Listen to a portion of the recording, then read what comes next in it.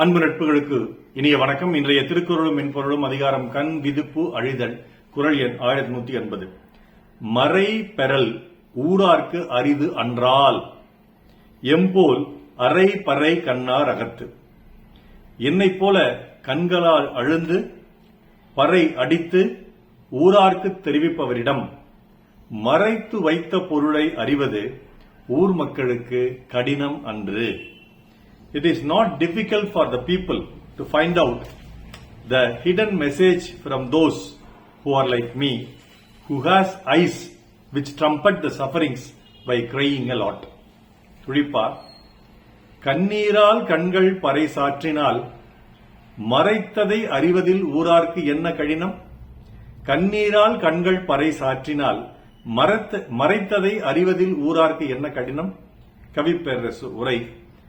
கண்ணீர் பறைகொட்டி என் கண்கள் இப்படி என் துன்பத்தை அறிவிக்கின்றனவே, இதனால் நான் மறைத்து வைத்திருக்கும் காம நோயை இந்த ஊரில் எல்லாரும் அறிந்து கொள்வது எளிதன்றோ என்று வைரமுத்தவர்களும் கேட்கிறார்கள்.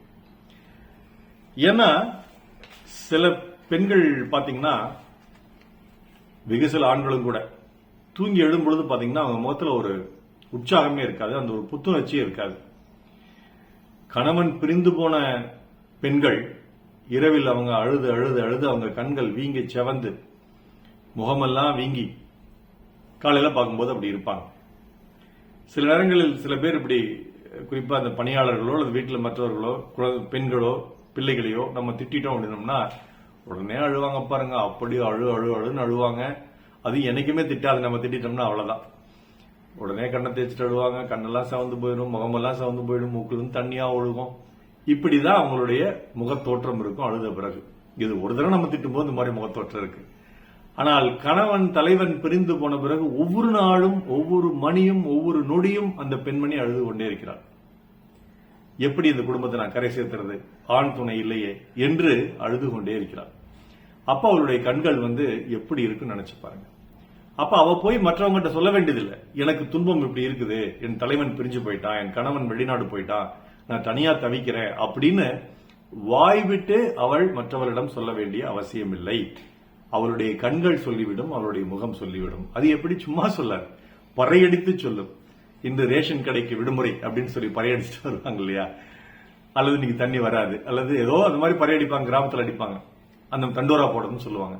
அந்த மாதிரி தண்டோரா போடுவதற்கு இந்த கண்கள் போதும். நான் யார்ட்டையும் போய் சொல்ல வேண்டியதில்லை என்னுடைய தலைவன் பிரிஞ்சு போயிட்டான்னு. மற்றவர்கள் ஊர் மக்கள் என் முகத்தை என் கண்களை பார்க்கும் பொழுதே தெரிந்து கொள்வார்கள். அப்படிங்கறதா வள்ளுவர் சொல்லக்கூடிய மறைபொருள் அன்று நேர்பொருள் தண்டோரா போட்டு சொல்றார். இதற்கு ஒரு பாடல். உன்னை பார்த்த கண்கள் இன்னும் மூட இல்லை, உன்னை பார்த்த கண்கள் இன்னும் மூடவில்லை, போதும் போதும் என்றேன் நெஞ்சம் கேட்கவில்லை என்று இதுவும் வைரமுத்து எழுதின ஒரு பாட்டு தான். அவனை பார்த்துட்டா, அவன் மனசுல அவன் உருவம் போட்டு சிம்மாசனம் போட்டு உட்கார்ந்துட்டான் தலைவன். திருமணமாகாமல் காதலிச்ச காலத்திலயும் அவளுக்கு தூக்கம் வந்திருக்காது, திருமணமாயி அவன் பிரிஞ்சு போனதுக்கு அப்புறமும் தூக்கம் வந்திருக்காது. அப்பொழுது அழுது சிவந்த கண்கள் ஊருக்கு அவளுடைய நிலையை பறைசாற்றிவிடும். இதை அவனால மறைக்கவே முடியாது. இவ என்ன மறைச்சிருக்கா, அவர்கிட்ட போய் கண்டுபிடிக்கணும் அந்த ரகசியத்துன்னு ஊரார் கஷ்டப்படவே வேண்டியதில்லை. மிக எளிதாக அவளுடைய முகத்தை பார்த்தாலே தெரிந்துவிடும் அப்படின்னு தான் வள்ளுவர் சொல்றாரு. மறை பெறல் ஊரார்க்கு அரிது அன்றால் எம்போல் அரை பறை கண்ணார் அகத்து.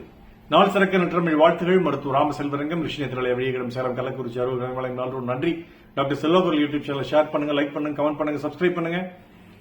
வணக்கம்.